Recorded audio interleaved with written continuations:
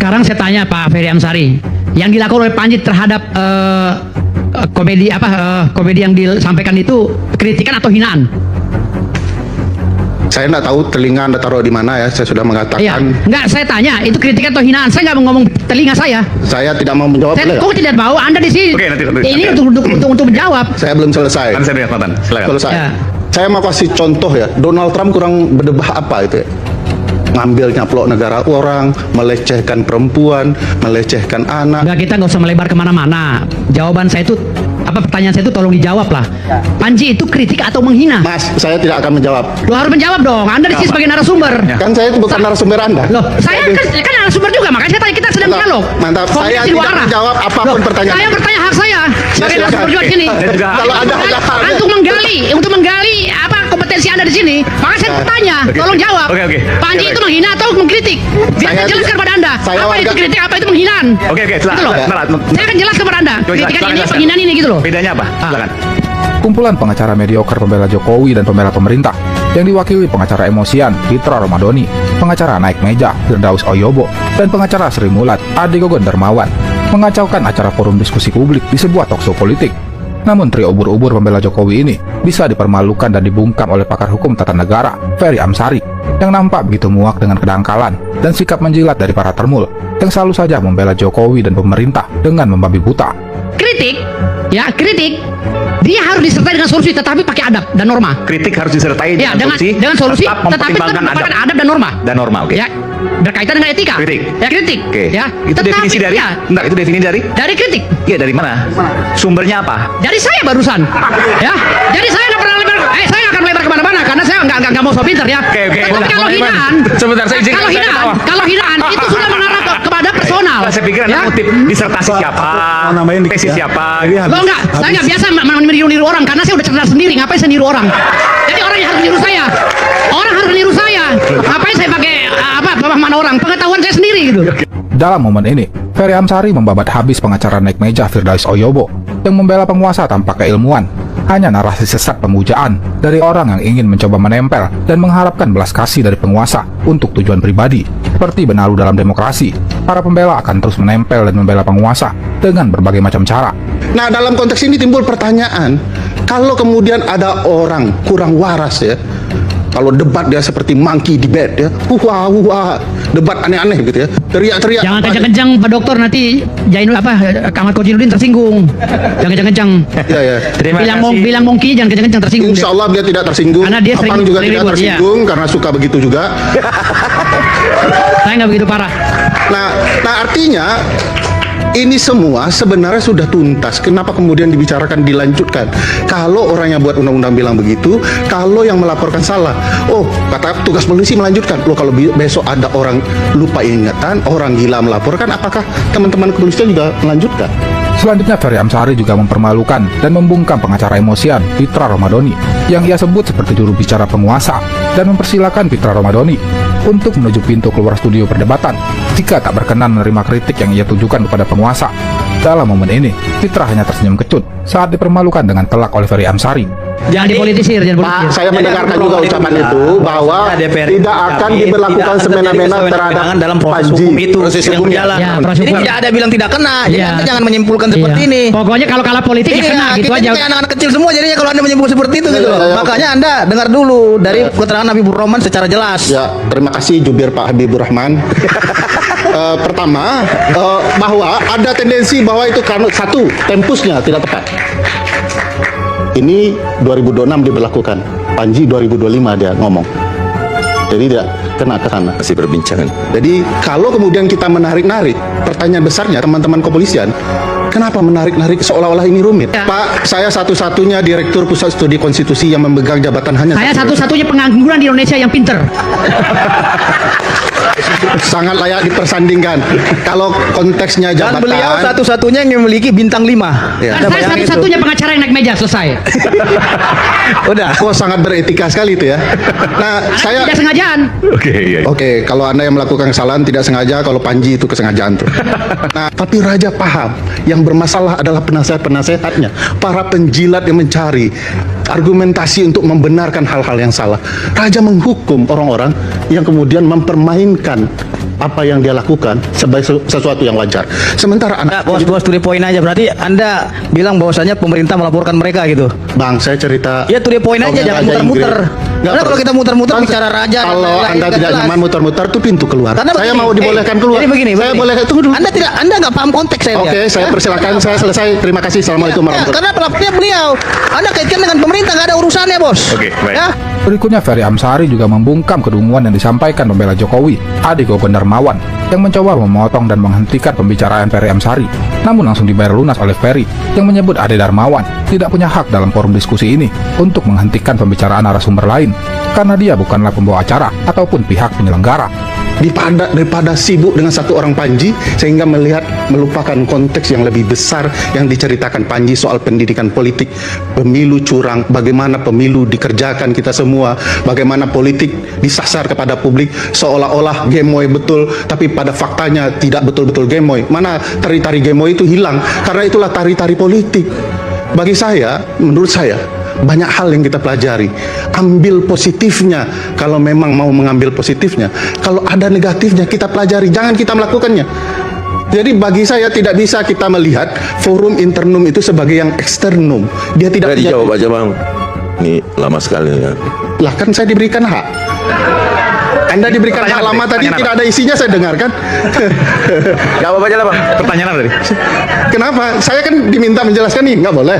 Sudah jadi anchor ini. Pada waktu yang Anda katakan tadi, Pak Firly dan sebagainya, Ya. Anda menilai nggak bahwa KPK bisa defside? Saya sepengetahuan saya. Oke. Iya, saya di KPK Ini kita bicara periode sekarang ya, Iya. periode Pak Firly misalnya. Saya bilang justru itulah problemnya, tidak pernah dalam sejarah. Pertanyaan saya bisa dipesan nggak waktu itu? Faktornya adalah ternyata kasus Hasto itu tertunda-tunda. Simple. Pertanyaan bisa dipesan nggak? Nah, saya tidak jawab itu fakta. Fakta yang Tahun itu pun begitu juga, 11 triliun, kemarin 13 triliun termasuk aset, ya kan? Itu kan dari hasil sitaan Satgas PKH, ya. Coba ada pernyataan dari ada pernyataan dari Istana, ya, bahwa Istana tidak keberatan untuk perusahaan-perusahaan yang izinnya sudah dicabut tapi masih tetap beroperasi. Janggal kan? Dan sampai sekarang itu, ya. Berarti ini kan kalau semuanya ini udah dihibahkan nih ke Kementerian Keuangan, ya. Artinya kan nih udah ada kekuatan hukum ya, udah inkrah nih, ya kan? Ada pendapatan negara bukan pajak, benar gak? Kemarin kan 300 triliun tuh, yang pertama tuh berupa aset equity tuh dari perusahaan tambang ilegal, tambang nikel yang di Bangka Belitung. Taruhlah kalau semuanya dilelang, taruhlah 100 triliun atau 150 triliun lah, setengah harga, ya kan? Dan itu pernah terjadi setengah harga juga waktu itu, salah satu kasus BPPN kalau nggak salah, kan begitu. Artinya ini banyak nih dana dari penerimaan negara bukan pajak. Kenapa pemerintah nggak komunikasi dengan legislatif? Legislatif karena fungsi tugasnya DPR kan itu dia, anggaran, pengawasan dan lain-lain. Ini ada uang nih, penerimaan negara bukan pajak, untuk nambal kebolongan kebocoran APBN. Ini aja kita pakai. Kenapa mesti kita utang lagi? Per 31 Maret kemarin, pemerintah baru tarik utang melalui surat berharga negara domestik dan obligasi ke pasar internasional. Nilainya 180 triliun kurang lebih. Artinya apa? Lu bilang negara kaya, tapi lu masih berutang. Itu loh ya. Jadi ini sepintar macam apa Prabowo menutup aroma kerusakan tata kelola keuangan warisan eranya Jokowi pasti terbongkar, Mae. Rakyat udah pintar-pintar semua, Mae. Dia kan dia nggak mau mengakui, Bob. Tinggal dia ngomong, maaf rakyat, ini karena tata kelolanya keuangan negara di era Jokowi rusak, amburadul, kita banyak utang, ya kan? Terpaksa saya berutang. Lebih bagus begitu. Betul nggak? Kita paham. Tapi Prabowo nggak pernah melakukan hal itu. Ditutupi tuh kasus kereta bus, nggak ada apa-apa kereta bus, saya yang tanggung. Kayak keluarganya Joyo Hadikusumo aja yang nanggung. Bener gak? Lanjut, Maya. Sebelum dilanjut, aku mau nanya sama Billy. Bil, kemarin tuh yang nyaram gua lu ya, Bil, di DPR RI? Iya bang. Kok badan lu besar kali? Aku terkejut, ini siapa aku semalam? Aku tanya sama si Tom, Tom itu siapa Tom? Gak tahu, tapi kayaknya Billy katanya. Kok besar kali badannya? Gua baca lu kemarin milih aku bingung lu nawari rokok sama gua kan, gua mikir ini jangan-jangan Intel ini yang nawari rokok. Bang Laskar takut Ya diracuni. itu dia. Takut diracunin. Bang Adi juga takut diracunin. Kasih minum. Aduh. Aku ditawarin kayak gitu, aku di lapangan pasti takut. Tapi belakangan aku mikir siapa ini, dia senyum-senyum tuh sama aku, Billy. Kok baik kali nih orang ini, jangan-jangan Intel ini. Rupanya Billy, sialan dulu Bill. Thank you Bill. Lagian dia nggak ngenalin dirinya. Tahu udah nyodorin sebenarnya minuman, udah ngomong, Mai. nyodorin rokok. Nah, udah gitu ya ngomong karena tuanya gede, nggak kedengeran, suara tuanya gede banget itu. Oh gitu. Itu udah ngomong Cak Gandhi, merokok gak? Dicuekin sama dia Aku cuma mah ya, saya. kalau di lapangan ada ngasih makanan, ngasih rokok, gak berani aku nerima Mai, benar. Iya, Padahal aku betul. kemarin gak bisa rokok itu Bill. Gak berani aku. Dia nawari rokok, cuma aku bingung ini siapa nih orang ini. Rupanya Bill. Thank you lah Bill, thank you Bill. Curiga, lu Intel Bill, pantasnya jadi Intel Bill. Makanya bapak-bapak itu aja ya kan, yang senior aja. Oh, ini kan lagi musim-musimnya penyiraman. Jangan-jangan ini racun juga yang dikasih sama Billy, katanya kan gitu. Curiga bener-bener abis itu, curiga abis. Bang Laskar, Cak Gandhi ya kan. Bang Ivan nggak tahu Bang Ivan kemarin gimana Bang Ivan? Oh saya tahu Maya, malah yang kasih tau Bang Laskar Cak Gandhi, saya hafal suara orang. Jadi waktu Bang Laskar nanya itu siapa ya, kayak suara Billy, itu aja Maya. Oh gitu. Katanya beda banget, katanya yang di Komal sama yang di lapangan, gede tinggi Beda, kata ya. tinggi besar badannya Billy. Iya. Tinggi besar. Betul, iya. Ya, jadi Cocok nggak jadi Intel ya? jadi ada persoalan sebetulnya Bang Laskar Melayu itu karena suara Bang Billy itu suaranya cempreng gitu kan. Mungkin kiranya Bang Laskar Melayu itu badan gede, suaranya gitu kan, kayak harimau gitu. Enggak, Bang Yanto, yang ditakuti sama Bang Laskar sama Cak Gandhi itu, sama yang lain-lain itu, karena Bang Billy itu berdirinya ngambil kameranya di samping barisannya Intel itu, ngambil Iya, video gitu. sama Itu dia tuh polisi. pertanyaan. Deret sama polisi, aku juga ragu kan. Dia nyodorin rokok, enggak. Udah. Benar aku nggak bisa rokok tuh, benar Bil. Mau cari rokok juga. Bil. Ya. Aduh, mantap lah Bil. Ada Bang Haisem tuh sama kakak belum bernarasi kayaknya. Oke, Bang Haisem, Assalamualaikum warahmatullahi wabarakatuh. Saudaraku dari Medan, selamat malam. Selamat malam semuanya. Iya. Bang Dev, silakan Bang Dev. Makanya baik. Silakan Bang Dev mau menarasikan apa? Silakan. Mumet banyak. Iya, semua mumet. Mau ngapain lagi gitu ya kan? Mau ngapain lagi gitu? Ya dari hari ke hari gitu. Naiknya aja tuh, perkara yang pertama. Tahan-tahan Sama aja. sudah naik Bang. Hah? Tamak belum kayaknya. Tamak Tamak turbo yang naik. semua. Oh ya. Turbo yang naik. Izin Maya, aku izin turun dulu ya semua ya, Bang Yanto, Bang Sodi. Oke, terima kasih Bang Laskar. Ya, terima kasih. Yang penting sehat kembali ya, sehat ya. Ya. Jangan sampai sakit lagi ya, jangan sampai sakit. Jangan sampai sakit. Jaga kesehatan, Insyaallah, Bang. Maya, makasih. Siap. Assalamualaikum. Assalamualaikum. Waalaikumsalam warahmatullahi. Maye, saya izin turun juga Ya. Maye. Izin turun juga. Oke. Ini maklum aja, ada sesuatu. Makasih Maye, kawan-kawan semua. Terima di kasih sini. Bang Yanto sudah mampir ya. Jangan sampai tidak hadir lah. Siapa lagi yang mendukung kalau bukan ya abang-abang semua ya kan. Ya. Kalau sudah pada melemah ya saya juga ikut melemah Bang. Itu kan. Ya tapi jangan sampailah seperti itu. Kita saling mendukung. Silakan sampaikan apa yang mau disampaikan gitu ya kan. Jangan putus asa. Ya. Jangan sampai kita itu semakin hari semakin melemah karena memang nggak tahu ya, mungkin kita berharap sesuatu aja lah dari yang di atas Bang ya kan. Kita mau ngomong apa lagi coba? Ya. Ngomong apa lagi kita? Udah habis semua kata-kata ya Bang ya. Ya. Oke, makasih Bang Yanto. Bang Yanto sudah mendukung saya ya, sudah hadir. Terima kasih. Ya, assalamualaikum warahmatullahi wabarakatuh. Waalaikumsalam warahmatullahi wabarakatuh. Jaga kesehatan ya Bang. Oke. Oke, Bang Hesem sudah siap beneran. Bunda Libra silakan naik. Silakan. Ya, menambahkan sedikit aja sih. Sebenarnya kalau nanti 2025, next 2026 ya, banyaknya sitaan, banyaknya denda, banyaknya aset yang ditarik. Nanti penerimaan negara kan seharusnya bertambah itu ya. Nyambung dari teman-teman sampaikan. Bentuk sektor baik, bukan pajak pun ya, baik PNBP dan hibah dan sebagainya ya. Yang disita dalam bentuk yang kemarin itu kan baik aset dan juga triliun-triliunan itu. Nah, nanti kita lihat by desain APBN kebijakan itu defisitnya mampu nggak yang ratusan triliun ini dimasukkan ke income penerimaan APBN. Transparansi pemerintah nanti kita lihat lah ya. Di perubahan APBN itu seharusnya nongol itu nanti. Menjelang perubahan PB di bulan 8 APBN sampai nanti per 31 Desember itu tutupnya kebijakan APBN. Nampak itu nanti income-nya itu berapa sebenarnya. Seharusnya surplus ya atau menutup utang ya, kata defisit yang by design itu nanti hampir 700 triliun nanti ya. Itu akan tertutupi dengan hibah atau PNBP sektor penerimaan negara ya, lain pajak. Logikanya seperti itu ya Bang. Karena apa? Karena itu yang tahu kan parlemen ya, badan anggaran pemerintah dan badan anggaran DPR itu yang tahu mereka itu ya. Sektor penerimaan bukan pajak, baik itu PNBP, hibah, ya sitaan-sitaan kemarin yang triliunan aset dan sebagainya.